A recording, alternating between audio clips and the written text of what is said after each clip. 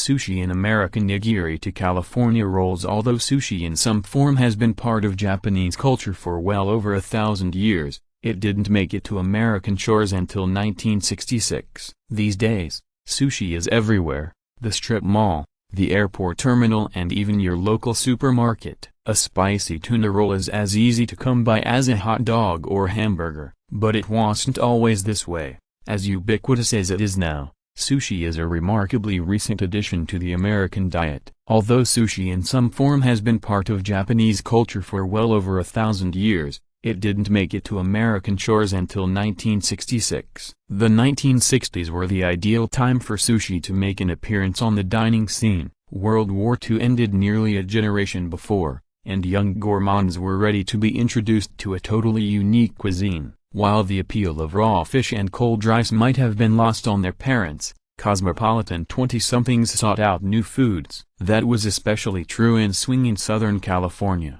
where the nation's first sushi restaurant opened in 1966. Named Kawafuku, the restaurant was located in the Little Tokyo section of Los Angeles. It wasn't just a sushi joint, though. The bottom floor was a Japanese restaurant, serving more accessible dishes like teriyaki and tempura dinners, but the top floor was a sushi bar, with a sushi master named Shigeo Saito brought from Japan to help introduce diners to the intricate delicacies of traditional sushi. Saito's wife was the only waitress at the bar, and together they presided over a bustling hotspot in the Los Angeles dining scene. Kawafuku proudly served traditional sushi, sashimi, nigiri, with perhaps a light swipe of wasabi and genuine soy sauce, mango cream cheese rolls, deep-fried tempura battage rolls, and wasabi baos were nowhere to be found. The first step towards an American style of sushi came in the 1970s, when a sushi chef at Tokyo Kaikan restaurant in Los Angeles came up with the idea for the California roll. The chef created the roll as a seasonal menu change.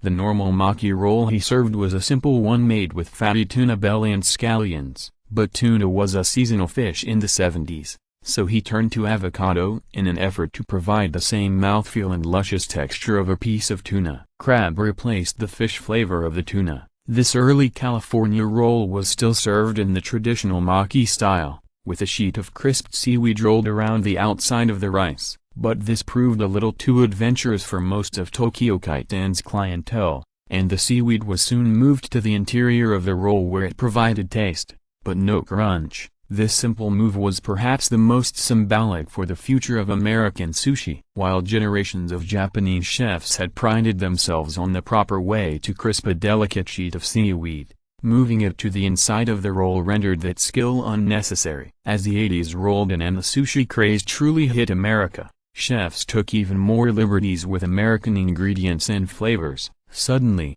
rolls could be filled with anything: cream cheese, flavored mayonnaise, cooked fish, and even fruits.